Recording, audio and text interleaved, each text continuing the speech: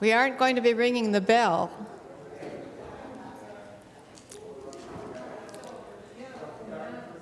Good evening, everyone. I'm so glad to see all of you here. Welcome to this spring event to come together and hear about some events in our community.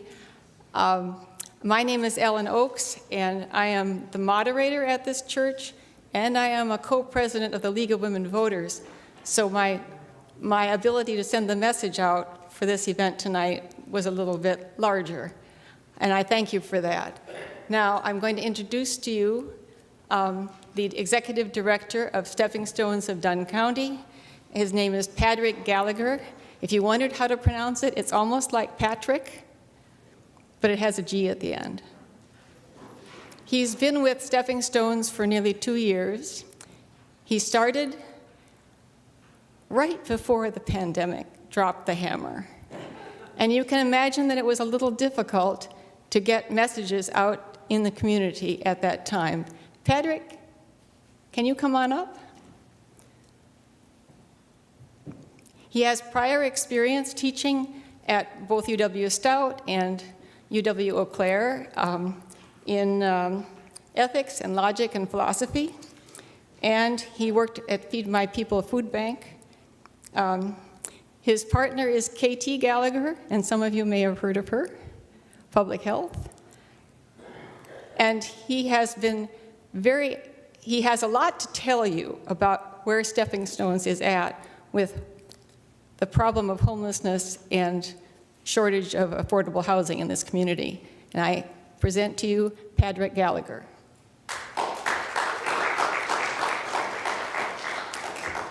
Thank you, Ellen. I want to thank the League of Women Voters. What a great organization, and the work that they've put into this event has just been outstanding. I also want to thank Kathleen Raymond and First Congregational Church for hosting the event. It's incredibly generous to give me this platform to speak with you. I've got some slides that we'll have up behind, and I'll try to keep up with them as we go. The first thing I'm going to lead with is just our mission statement. Stepping Stone's mission statement is people helping people strengthen the Dunn County community by providing 3 very important things: food, shelter, and support.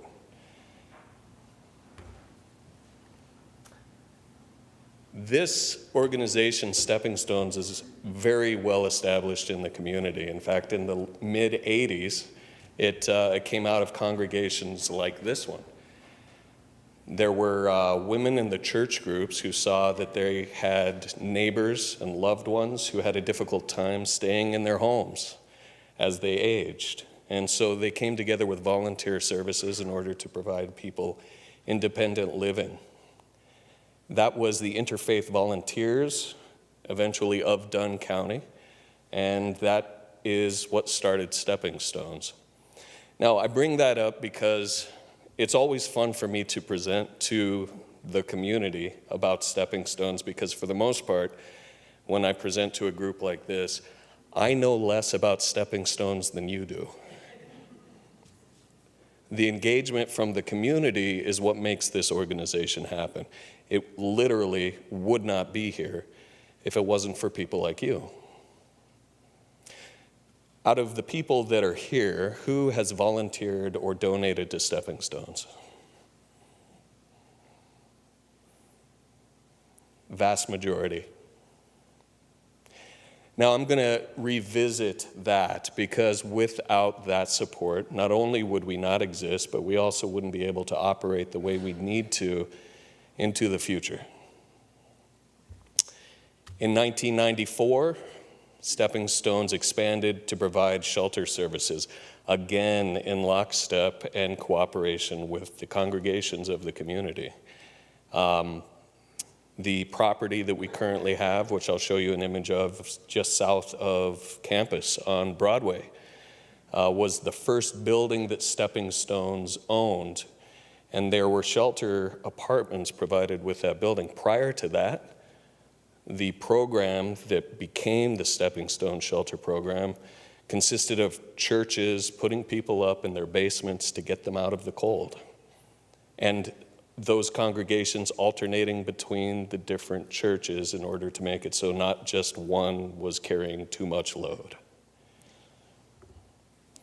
In 1996, we expanded to our food pantry, which for a lot of people is what we're most known for now.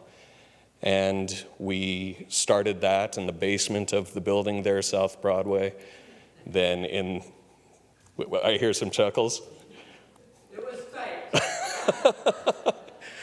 I hear that there was a chute that people used to send food down. And people had to go down the stairs to the basement to get the food and bring it back up. The C3 Center currently, operated by our fantastic partners with the United Way, is where Stepping Stones went next. They operated their food pantry and their businesses out of those offices. And eventually, about 12 years ago, Stepping Stones expanded to take on the building that we now occupy as our main office, is 1602 Stout Road.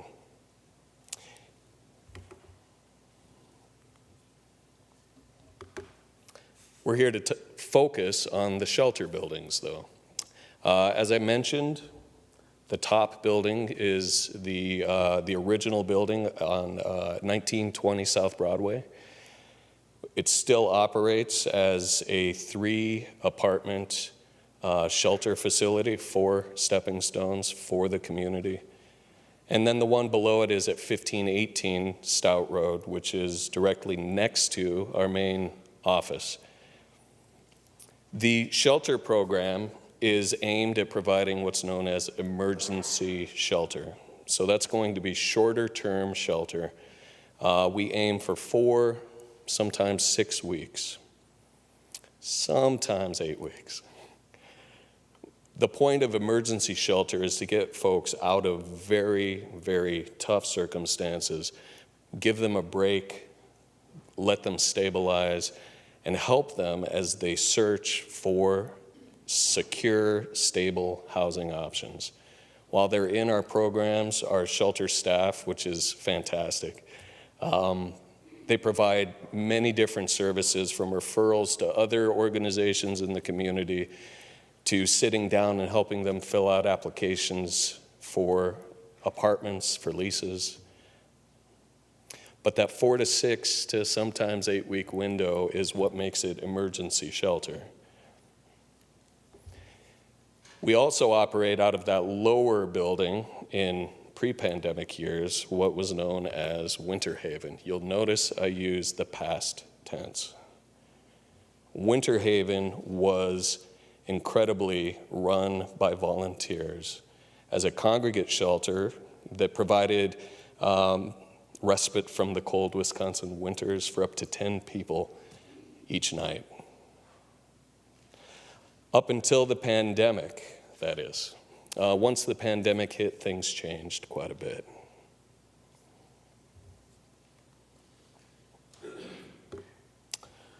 This is our current model.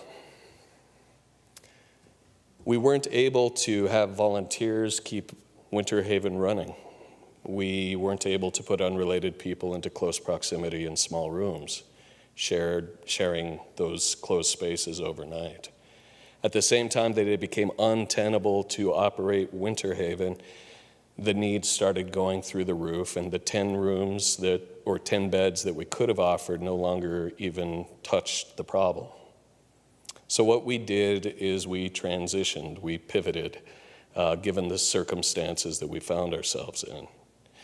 We started turning to hotel rooms. We started using some rather large federal and state grants to fund putting folks in hotel rooms. And in a large part, that funding was in response to COVID and the dangers that were out there with congregate models, congregate shelter models. I don't know how many of you are familiar with Sojourner House in Eau Claire. It's the largest shelter, homeless shelter, emergency shelter in the region. Well, they stuck with their model because they really didn't have a choice. And they even broke out of the tight quarters that they were in, and they expanded at one point to an ice rink, Hobbs, there in Eau Claire, and then they took over an abandoned grocery store in order to spread people out as much as they could. Despite those efforts, almost everybody got COVID among the clients and the staff, and they could no longer have volunteers there. So if they had a different option, they would have gone with it. Thankfully, we did have another option with those funds that we were able to put towards hotel stays. This also allowed us to maintain our 5 apartments between those two buildings as smaller family couples shelters in order to make sure that children take priority. When we see a household show up that has children, we really bump it to the head of the list. So rather than having that building at 1518 Stout Road operate as a congregate shelter, it's a large house for a large family and then a basement apartment for an individual couple or one parent, one child.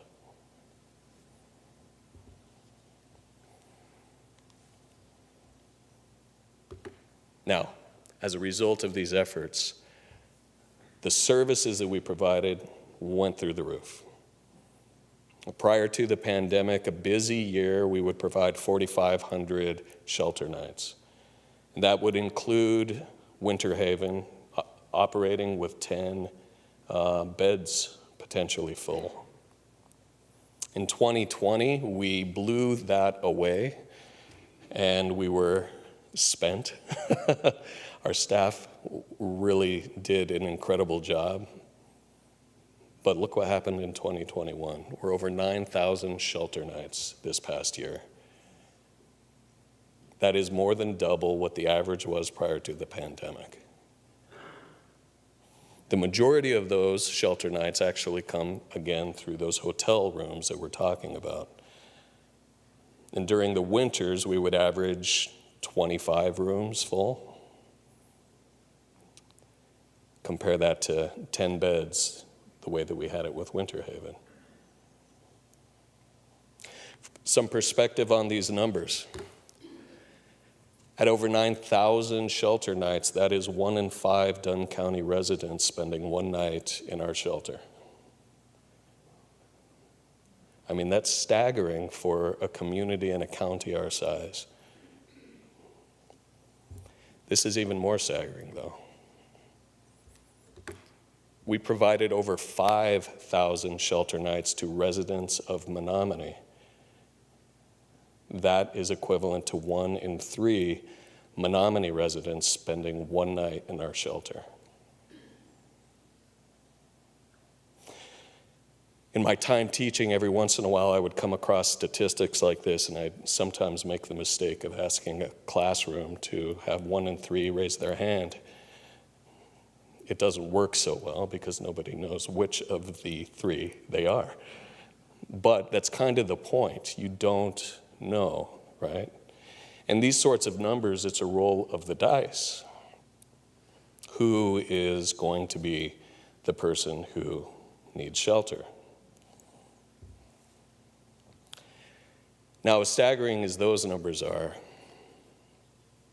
we're nowhere near meeting the need that's out there right now.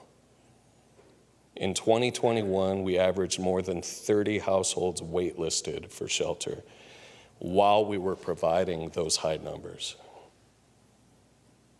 And if you look at the nights of shelter that would potentially be filled on that wait list compared to the ones that we were actually providing, we never hit 50% of the need, even with these numbers that I'm telling you about.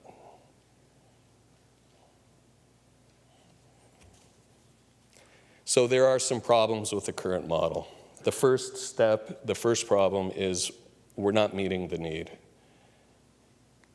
But there are a couple of others.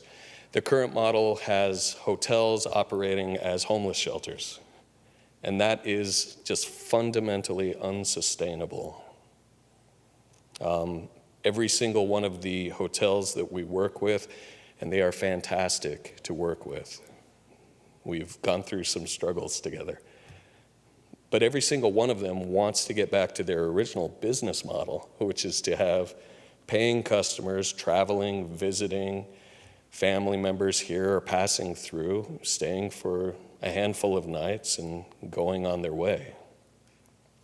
They're not set up to deal with the challenges of homeless living, of people coming through and not having basic necessities, not having a place for their stuff, not having vehicles that are reliable, bringing them to the parking lot and having them break down and then not being able to fix them. They're really not set up to operate as homeless shelters. And eventually, as we're coming out of the pandemic and people start traveling again and visiting loved ones again, as we're all so eager to do, and some of us are already doing, they are going to need those rooms for those traditional customers. So this really isn't sustainable even as far as availability, let alone some of the challenges that it presents because we're dealing with homeless people. It's also extremely isolating for the clients that we have. The point of stepping stones is to engage with people, to give them assistance, to be involved in their lives, and to help them on stepping stones to better things, right? But if we have people spread out more than 20 different rooms throughout 4, sometimes 5 different hotels, and our staff members go out into the community to see folks in those hotels,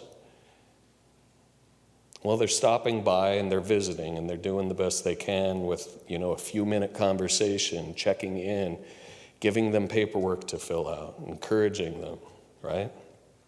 Setting goals, offering assistance. But then they've got to go hit the road. And our clients are left sitting in a hotel room. I don't know about you, but a week in a hotel, it really wears on me. I can't imagine living out of one for 6 weeks.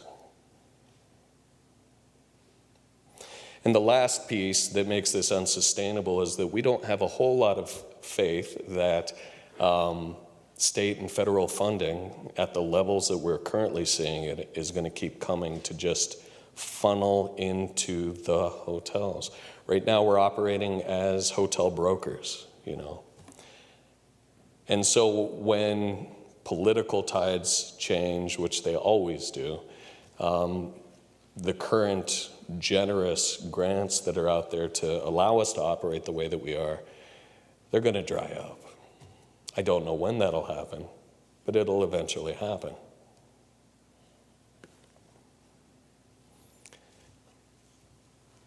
So for some time, Stepping Stones has been talking about building a dedicated single adult homeless shelter. This preceded me. In fact, when Winter Haven was first put together as a congregate shelter, it was initially seen as a bridge to something else, right? It was never supposed to be a permanent model. So when we started looking at the numbers, the demand that we're seeing, the fact that the current model is unsustainable for a number of reasons, and we look at how Winter Haven operated prior to the pandemic, and here's the thing. The last 2 years before the pandemic, we almost could not open Winter Haven because we couldn't get volunteers to show up. And it's a volunteer-run model. So that even started looking unsustainable.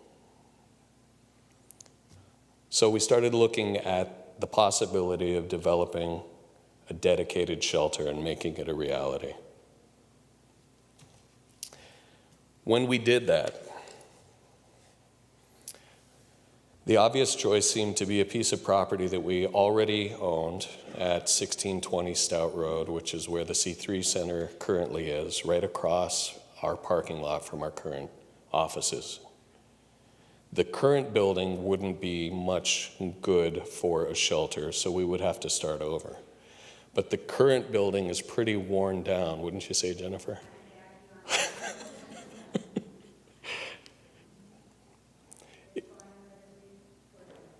It is falling apart.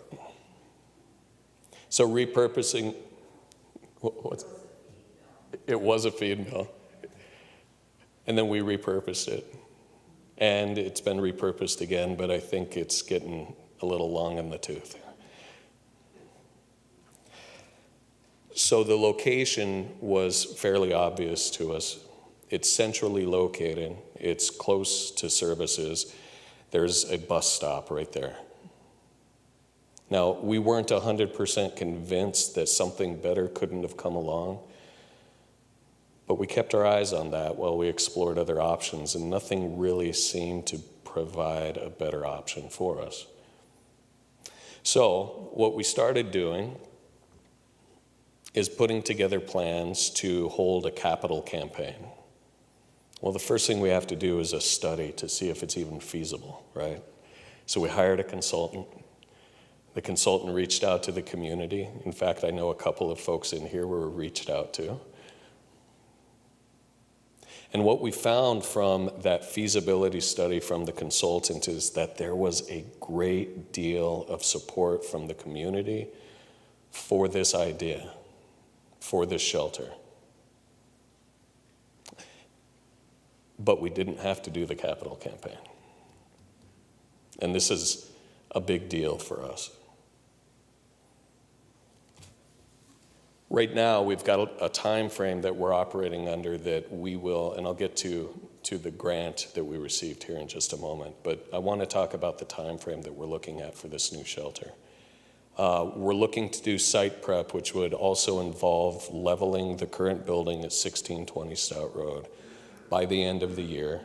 We're looking probably September, maybe October-ish. The aim is to provide full construction through the building season in 2023, with the goal being to open at the same date that we traditionally open Winter Haven, which is November 15th every year, ahead of the harsh Wisconsin winters. So that's the time frame that we're operating under. So we've secured some grant funding. I don't know if any of you were unfortunate enough to see the picture of me with the governor and a check.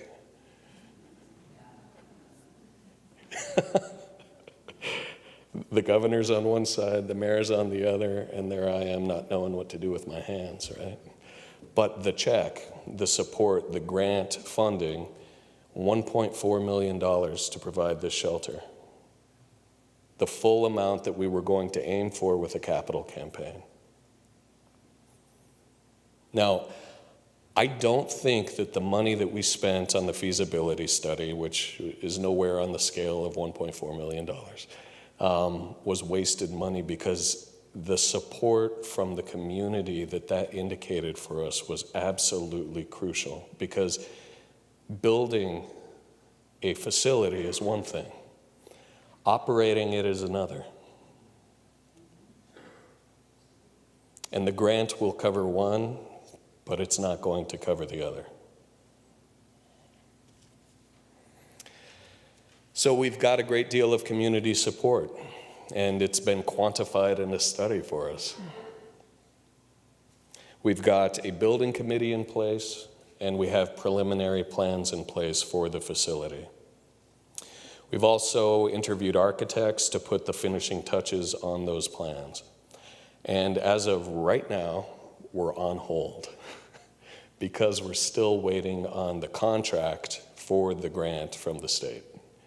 So we can't hire the architect yet, so I can't show you the plans yet. But I'm sneaking just a little bit of it there.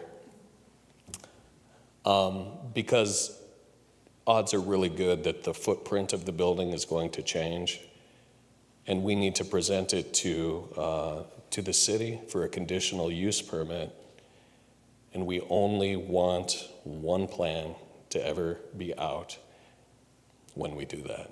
So I've been asked to kind of keep things under wraps for now.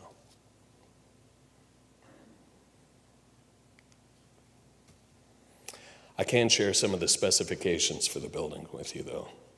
First, and most importantly, we're going to double the capacity of Winter Haven. We're going to make sure that we can shelter 20 individuals. We're also going to provide something that Winter Haven never could, which is single bed rooms with private bathrooms. We're really dedicated to that ideal. We're an emergency shelter, and Stepping Stones doesn't oftentimes say no to people when they come. Sometimes we have to because we can't help. That's what that wait list was about, right? But when folks come to us, sometimes they're in really bad situations, and just providing a space that's theirs. This is your bed. This is your cubby where you put your stuff. This is your bathroom. This is the lock for your belongings. Down the hall is the client laundry room where you can do your laundry. There's a commercial kitchen. There's a dining area, a community area. These things are for you.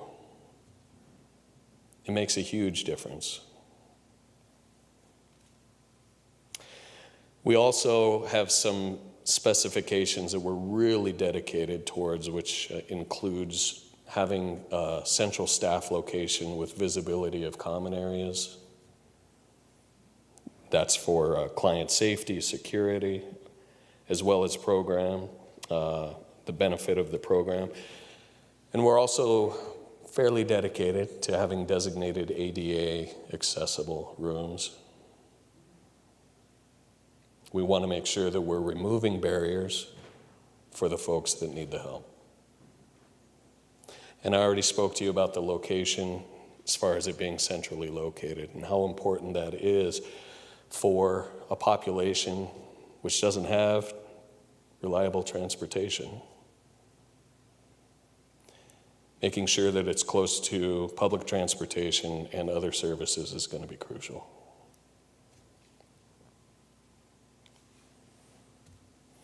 Now, I just want to put this in a little bit of context here because there's some bigger picture things going on in our community.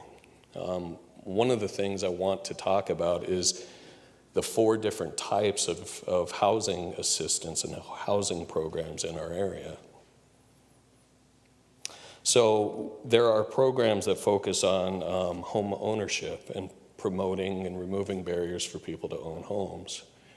And there are programs that focus on affordable rentals. There are programs that provide transitional housing.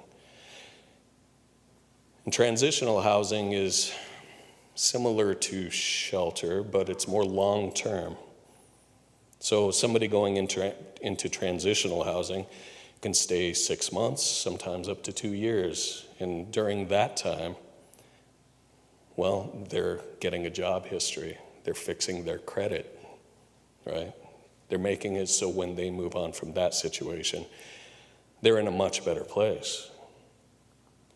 That bottom one, emergency shelter, is what Stepping Stones focuses on. And we've got a part to play in this overall scheme of housing, but we don't have control over those other 3 areas, right?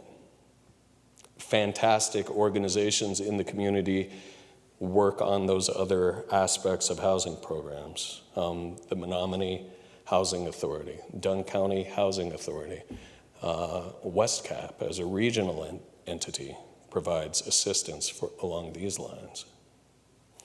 But you can see the way that this is supposed to work. If somebody is in a bad situation and they go into emergency shelter like what we provide and what we hope to provide, Well, we can get them to a point where they're finding stability. Maybe they're getting employment. Sometimes they already have employment when we see them. But the ideal is, after they spend 4 to 6 weeks with us, we hand them off to something better. They take themselves somewhere better. Transitional housing is that natural next step. 6 months to 2 years, or an affordable rental program, that's a great next step. Once you go through one of those programs and you really stabilize and you get that job and your credit score gets improved, then you can start thinking about things like home ownership, right? But those are some steps down the road for the majority of the people that we see. The problem is, this is the ideal, and this is what's been happening lately.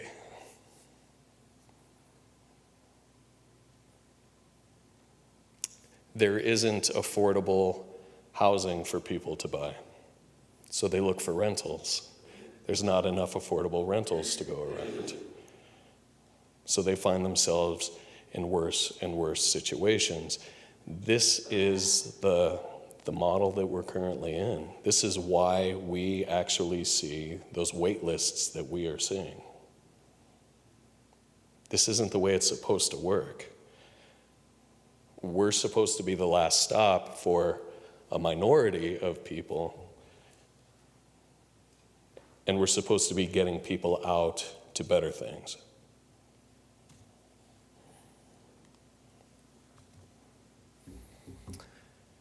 I want to share with you a couple of anecdotes to drive home this point of the bigger picture problem with housing. One of them is a conversation I had with a recently hired shelter staff member. I stopped off and asked her how she was doing. She seems to really have gotten her legs under her, and things seem to be really going well. And she shared some frustration with me. She said that she didn't feel like she could do her job right.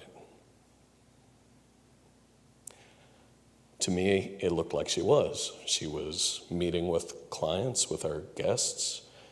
She was providing referrals. And she says, well, yeah, but after 4 to 6 weeks, where do they go? How am I doing my job right if they're going back to living in their car after they time out of our program? And we can't extend them because look at the wait list.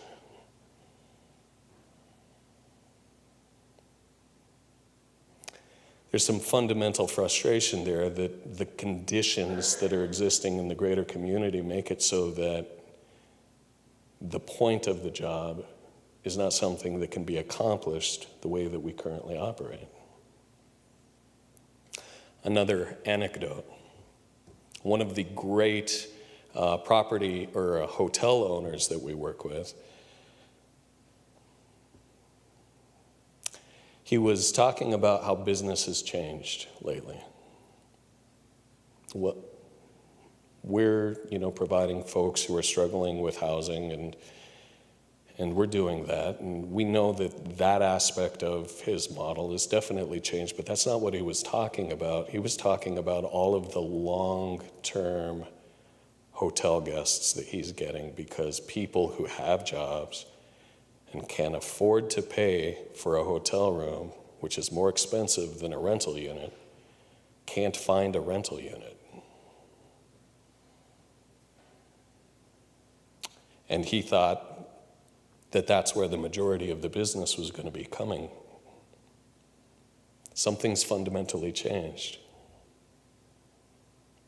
The last anecdote.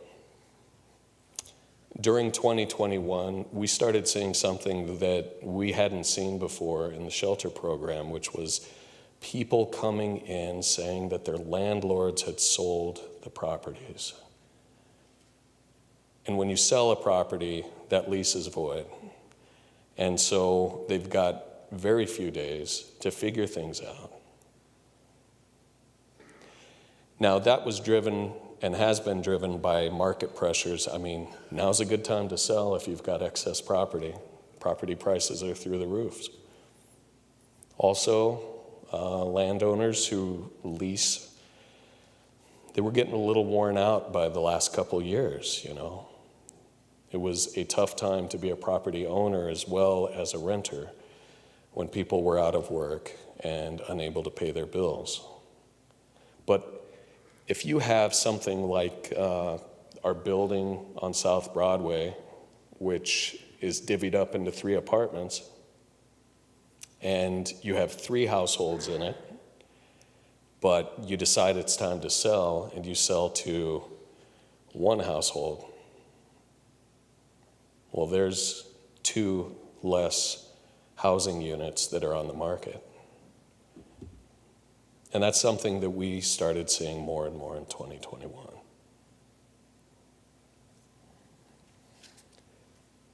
Now, those are anecdotes. Real data is more than just an accumulation of anecdotes, right? Real data about housing is something that is coming. Health Done Right and the Housing Action Team is working on a community needs assessment on housing currently, and it is expansive. It's going to have focus on 2 communities inside Dunn County, in Menominee and Boyceville, and it's going to provide some really clear data on some of the things that we're just seeing indications of, anecdotes of, and more than just the numbers that we're seeing in our program, but in the broader community. And so I really encourage all of you to keep an eye out for that. I'm pretty confident it's going to back up some of these trends that I've been talking about beyond our program, as well as the data that I've been sharing within our program.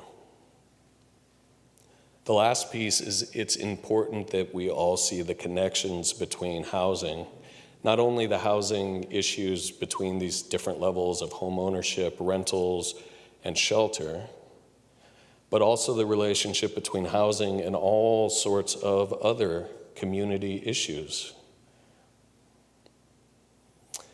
We've had panels with employers from the area, 3M and others, talking about how difficult it is to hire because housing is in such short supply. Having unsafe or unsustainable housing affects people's mental and physical well-being. There are ripples that go through the pond of the whole community if we don't fix this problem.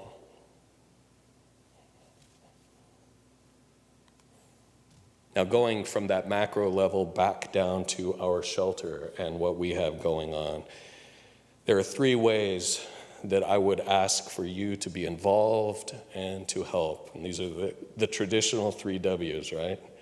Your words, your work, and your wallet. Sometimes people focus too much on that last one. I really mean it, all 3 are important. As far as your words are concerned, we will be submitting for a conditional use permit to the city on this shelter probably around summertime. At that time, they will consider community input, letters, showing up for the meeting and voicing support can be absolutely crucial to making this happen. There's no denying the need. And it's a pretty clear and obvious way to help with that need. So your words are crucial. Work. We will have to double the volunteer hours at Stepping Stones once this shelter opens. Now, Stepping Stones is already a product of the community. All of those hands shot up when I asked who had volunteered and donated, right? But we're going to need more in order to make this happen for, again, the community. And then there's your wallet. the operating expenses for that facility to keep it going year in and year out once we get it built. We're going to need your continued support in order to make it happen.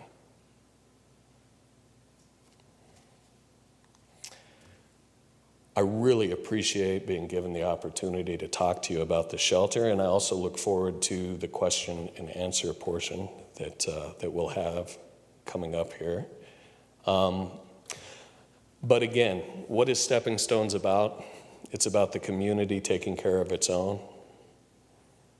And the staff does an amazing job, and I'm lucky enough to be associated with it, but it really is about you. Thank you.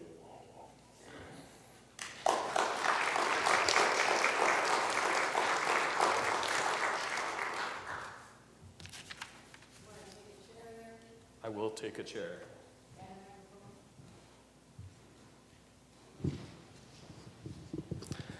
Does that work? Yes. It does. I have a handful of questions here. If anybody has not turned in a question yet, we have people collecting more slips. And I didn't have very good light over there, so I'm just going to read them one by one.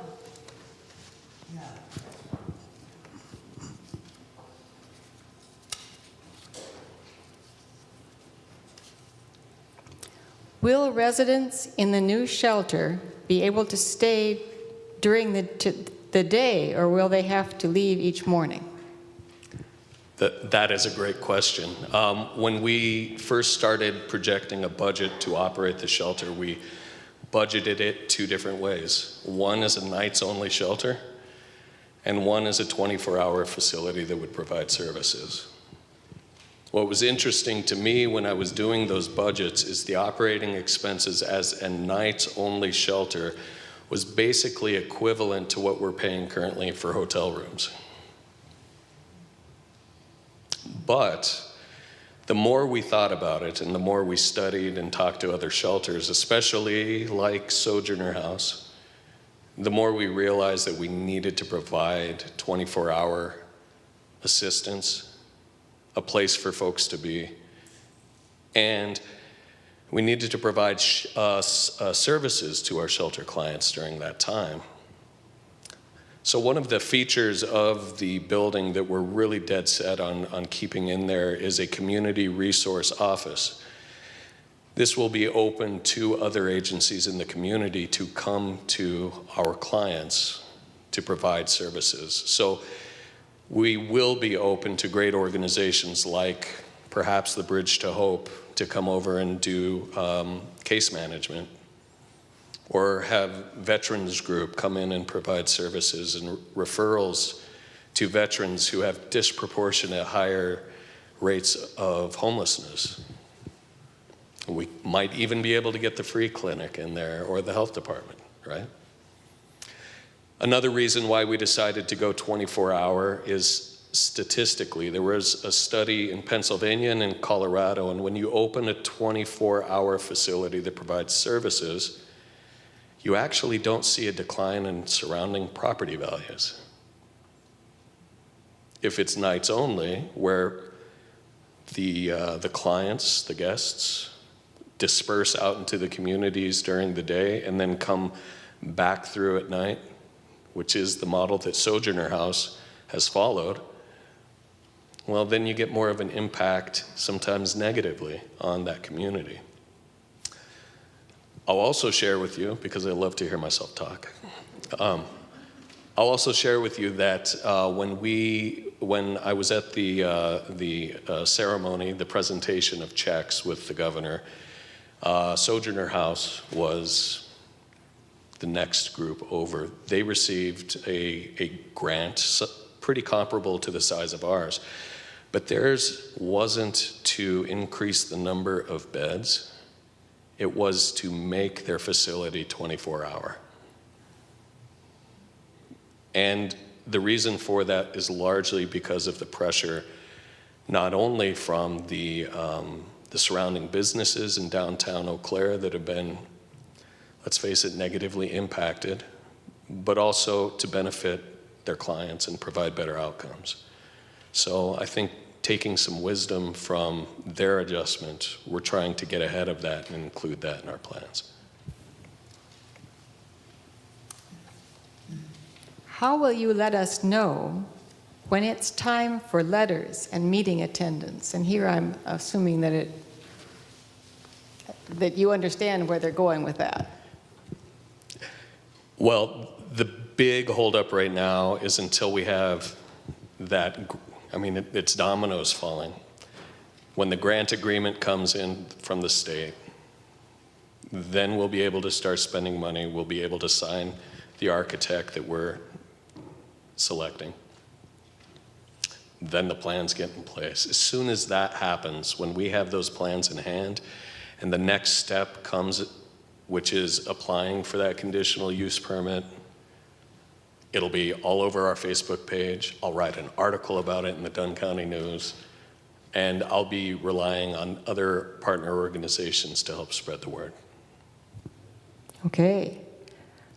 Will the new shelter be staffed by employees or by volunteers? It will be both. I will tell you, though, that one of the biggest challenges to the Winter Haven model was that we did not have staff on site. And sometimes the volunteers voiced that they didn't feel quite supported. We will always have paid staff on board 24 hours a day. But we will need volunteers for every shift. That'll be from members of this community. We'll be reaching out to the universities for students that need internships. We'll be pushing pretty hard to bring that in. Will the hotel model for emergency shelter hold until the new shelter is completed? That's a good question. I hope so. Heidi's crossing her fingers there. Well, let me put it this way. We have grant funding secured to pay for it at the levels that we're currently providing. Up to that point that we're aiming for to have that shelter completed in November of 2023. That being said, it's really up to the hotels at a certain point if they want to stick to that model. Our staff is doing an incredible job of visiting with our clients at least once a week, usually more than that, in order to provide case management and help manage the extra duties that go along with this population with those hotels. We're trying to minimize some of the problems that we saw when we first started on this model. What kinds of transitional housing opportunities are currently available in Dunn County? Well, there are different transitional housing possibilities with different focuses. I can give you a great example of one that just closed up not too long ago, a fantastic organization called the Community for Veterans. That was a clear example of transitional housing. It was providing that service towards a very specific population, but it was a transitional housing model. Westcap here, a great partner of ours, has opened 2 so far and 2 more are coming, transitional houses that basically they provide rooms and a community kitchen. And how many total? There's 5 rooms at the men's house and 6 at the women's right now, and they're opening a 9-bedroom house and a 7-bedroom house around June. You might want to repeat that. So we're looking at about 25 rooms available through the program and through Westcap. There are sometimes transitional housing possibilities available for folks who are in recovery also. I'll read exactly what this says. I'm not sure. How many nights are multiplied by individual or family couple. Is this in regards to how we figure shelter nights? Yeah, but you're speaking mostly to individual positions, so I wanted to see, obviously, many are couples, many are families. Yeah. So So when we do shelter nights, we count individuals. So if a child is right, that's four people. There's another way to go about it, which is to count the number of households. Which there's one household if you're a family of 12, or if you're an individual. Yeah. I wasn't questioning your thought, I just wanted Yeah. clarity around it. There's a lot of house families that need housing, and transitional housing really doesn't exist in that area. Could you summarize what she's saying? Because the live stream can't catch. So Jennifer was pointing out that for transitional housing, there really aren't good options for families. The program's almost exclusively, in fact, I can't think of another example. Westcott might do one for families coming out of family treatment court. But it just depends on which landlords would be in agreement to renting. That's the issue, is finding a house to rent.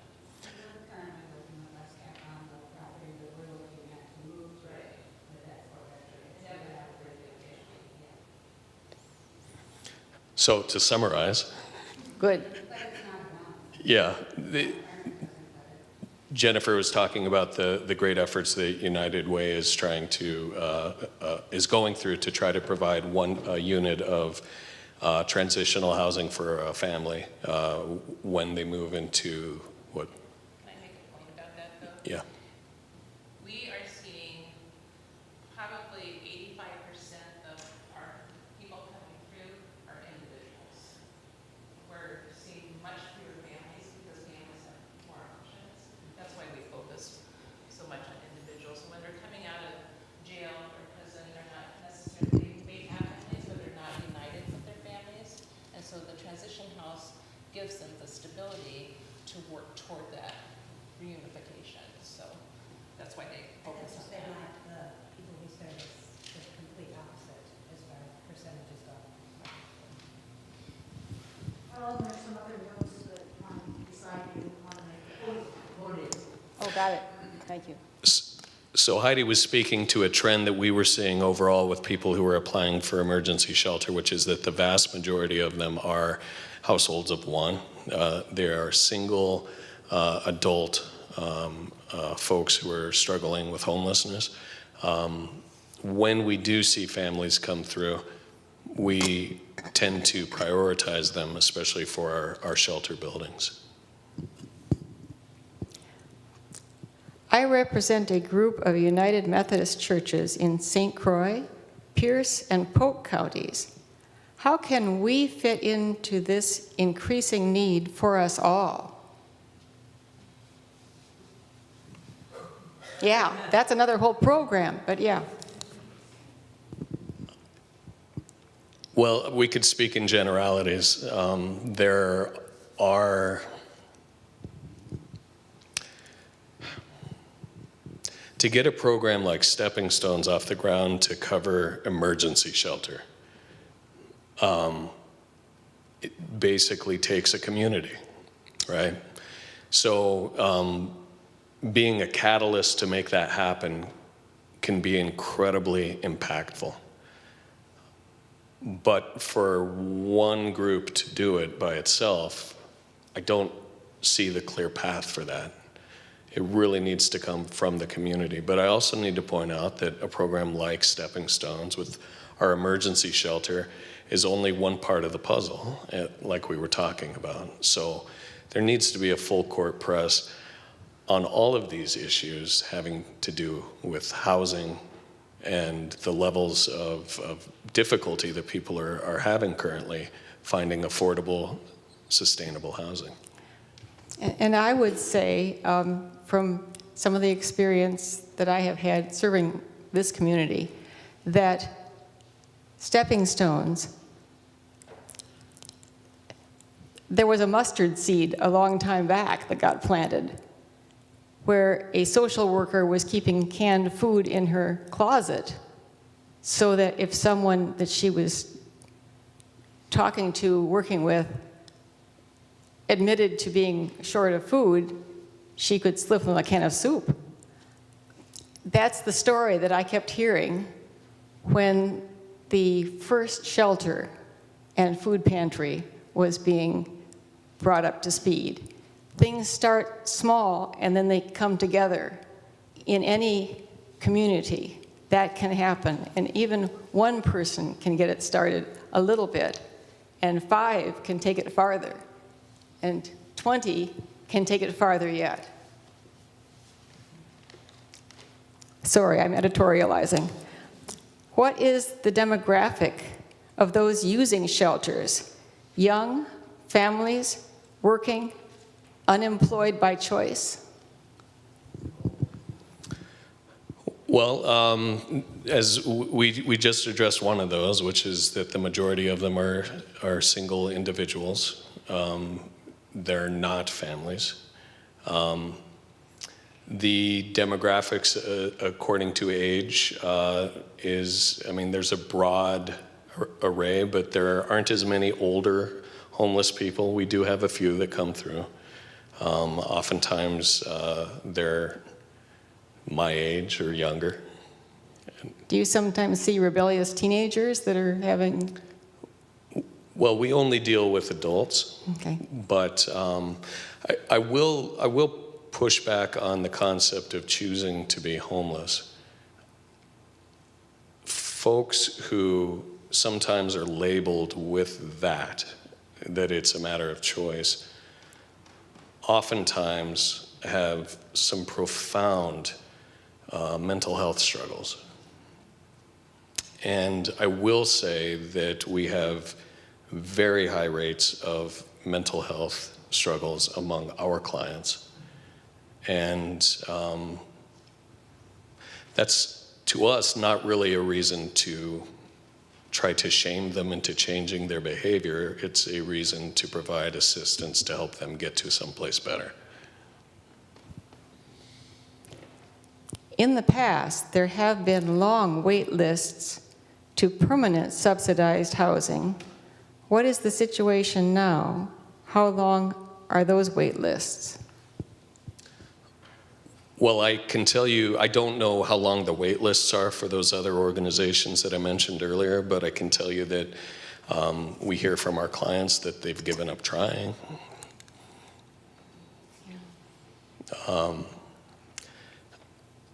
I would suggest that some things need to change as far as the scope and scale of support for those programs in order to make things happen. I think this question is along the same lines. You speak greatly to the person. However, it's worth pointing out, much too often the individual is not alone. Dunn County does not have enough family housing. Would you say that's so then? I would say that's true, yeah. I understand the number of homeless in Menominee is much larger than the capacity of the shelter. What long-term plans do we have for meeting those needs? So our building committee and the board at Stepping Stones, this is something that we've discussed. We're doubling what Winter Haven had for capacity, which on the surface is extraordinary. We're not only doubling that capacity, but we're going to make it year-round instead of just during the winter. But you saw that wait list. In fact, you know, that was 2021. We averaged over 30 households on our wait list for shelter.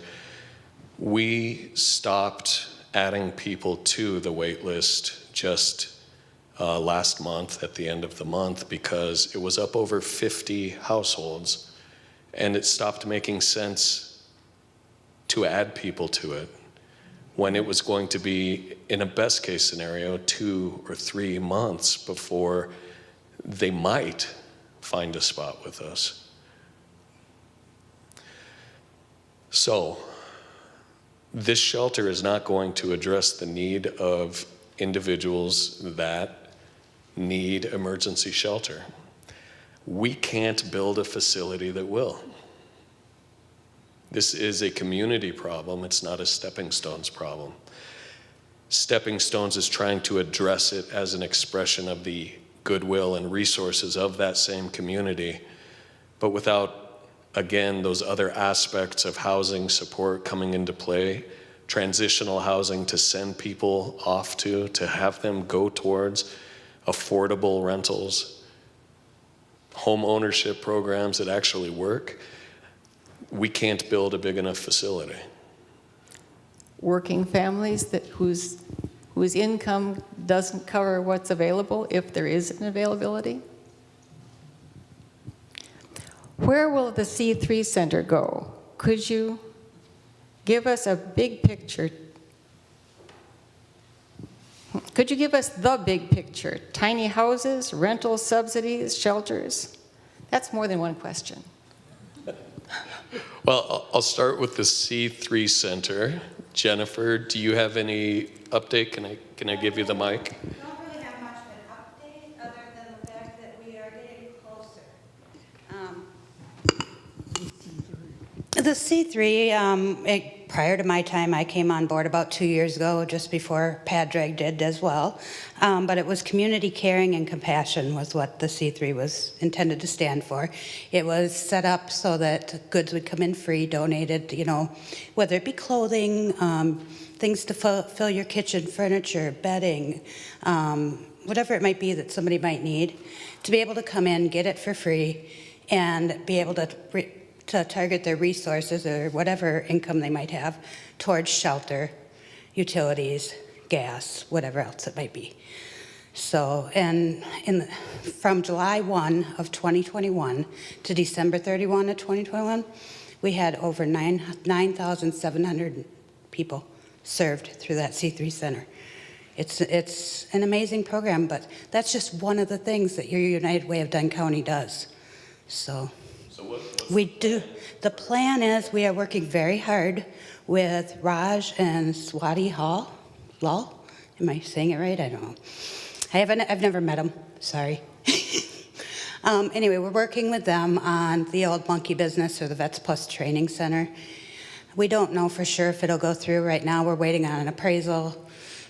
They're willing to sit on $300,000 of the $500,000 they were asking for it for 3 years while we raise the funds. And then the bank will look at it in 2 years and decide whether or not they'll fund us the rest of the 200. So we were given, not enough time to do the whole capital campaign, and it wasn't Padraig's fault, and we should have grown out of the building long before now. So, thank you, Padraig. So Jennifer and I started talking about the possibilities for the C3 Center as a shelter more than a year ago. And when we decided to go with the capital campaign route, we saw a start date for construction, in 2023. When that grant hit, it bumped everything up. And so the time frame for the United Way to respond changed and it compressed. So when we're talking about the time frame for us to get started with site prep in September or October, that's about the time frame that the United Way is dealing with also. Okay. Has the tiny home model used in Chippewa Falls, Hope Village it's called, been discussed or considered, do you know, in Menominee? Quite a bit. Yes, it has been. Currently, there are barriers to building tiny home villages other than, one, grandfathering in old buildings that were old, like fishing cabins, which is the core of what started the Chippewa Falls model, or having them be mobile, which means that they're on wheels and you park them somewhere, but you don't have them hooked up to sewer and other things, right? We currently have efforts, I know, going on in the state to try to push back on some of the regulations that make it so daunting. Other states have already done that. But right now, a tiny home village, the way that we might perceive it, where you get a handful of acres and you pepper it with small, basically sheds with high quality sheds, right? And you have a central community office. That's something that regulations won't allow. But we are the people, and the people influence what our local government does. That's more proselytizing from me. Do you know how many units of transitional housing are needed compared to what's now available? Or would Heidi know? I don't know. I will tell you right now, there's a wait list that keeps growing. Arbor and Treatment Court keep sending me names, and I was the gatekeeper, and I'm now pushing it off to West Cap. But there's 13 men on a wait list to get into transitional housing, and I only have like 3 women right now, but one would be more family situations. So we could definitely use more. I know Arbor and the prisons and probation and parole would be really grateful to have stuff like that. Do I have any more questions?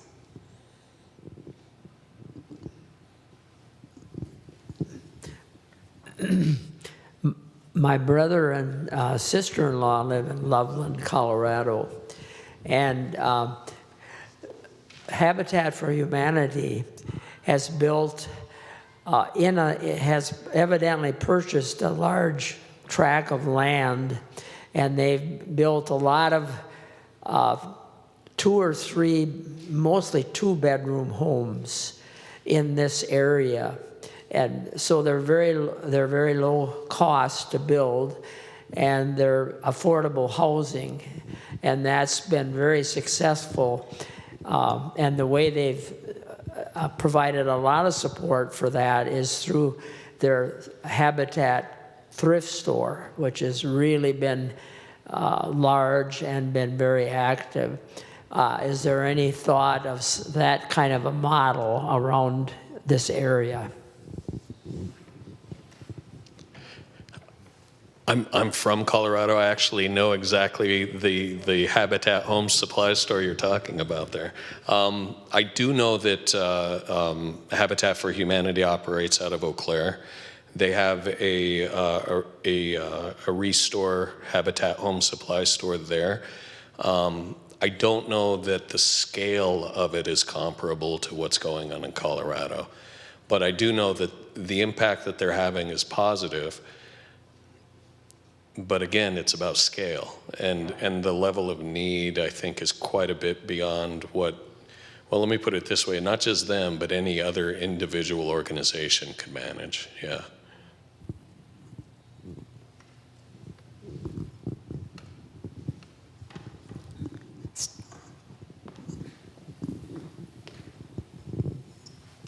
This has been very informative, so thank you very much. My question is, homelessness, you hear a lot about it around the country, and you read a lot about it.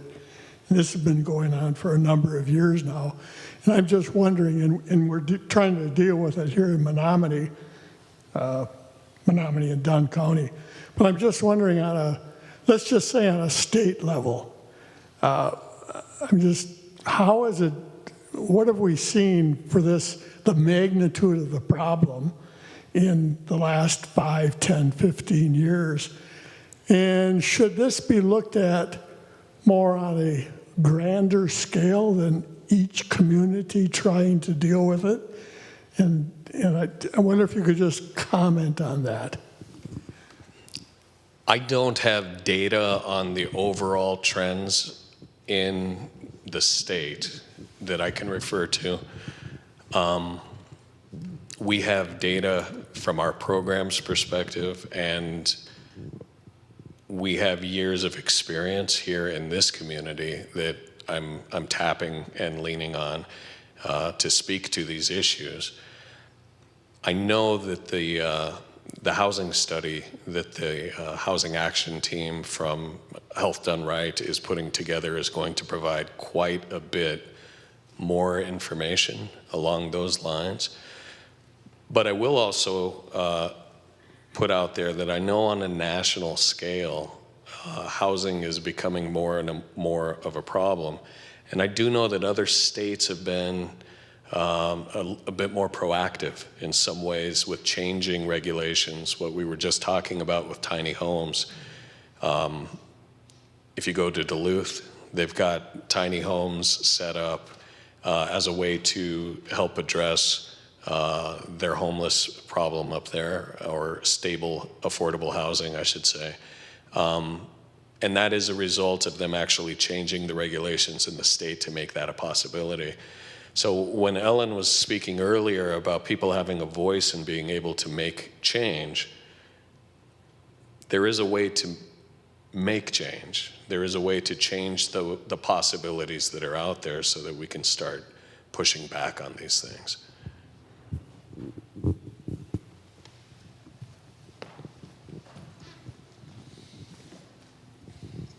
Do we need to actually look at regulations for HUD, or looking broader, kind of to address the issue of does this need to be addressed at a broader area?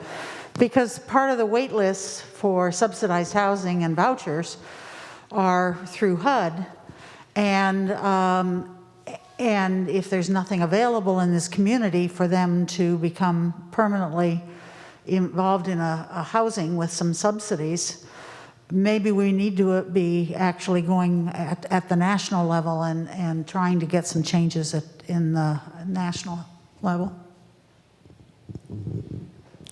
I think I'm going to add to that for a moment, because one of the questions I want to ask all of you is, would you be interested in more presentations about housing through this kind of format?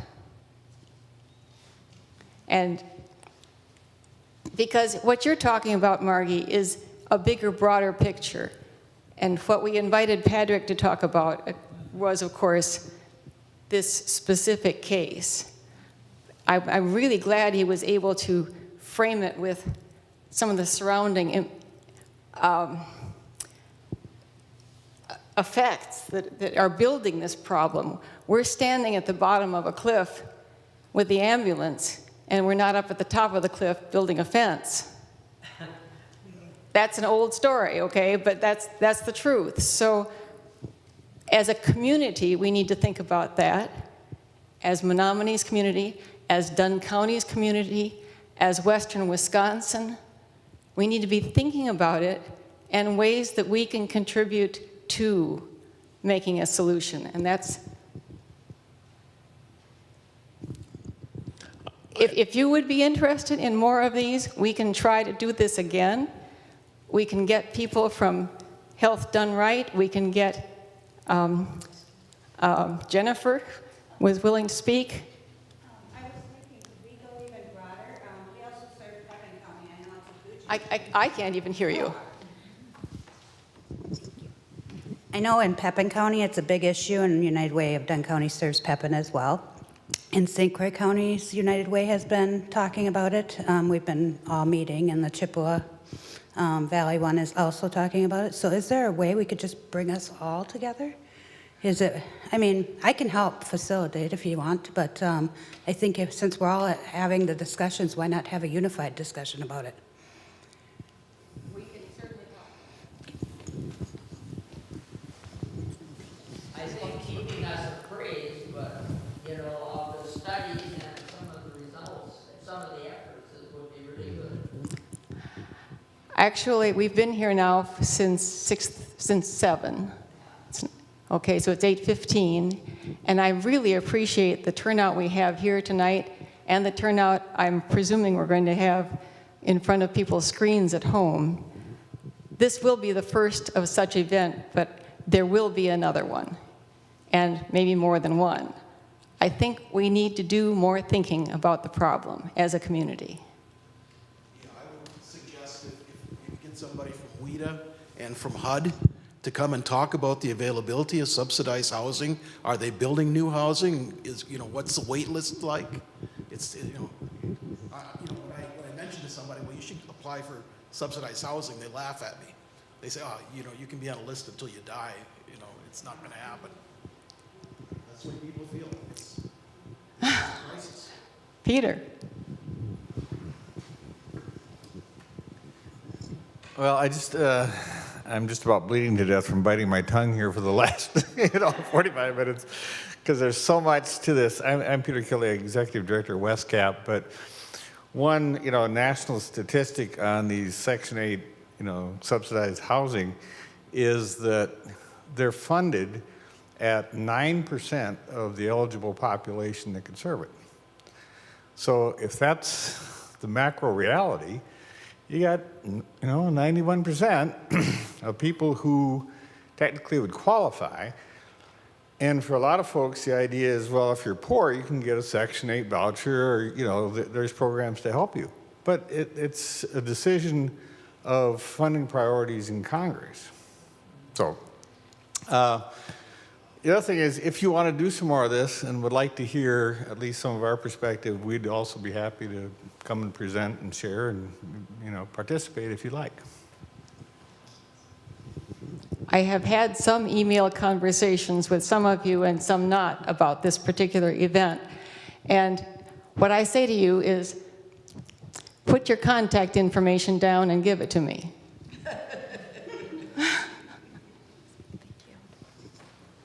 I'll just stand up since I'm up here. My name is Jamie, and I am a housing advocate for the Bridge to Hope here in Menominee. We serve domestic violence and sexual assault families, victims, survivors. And I work very closely with Heidi, and we've been working for years on housing in this community. So all of these are great questions, and a lot of these that we've looked into, and doing the housing study is something that we've done together for through Health Done Right. We have a every other month meeting called a housing action team that we work with the community on housing issues here, and we would love to have anyone come to help us and give us feedback and what we can do to move forward. So we would love to have you at the meetings as well.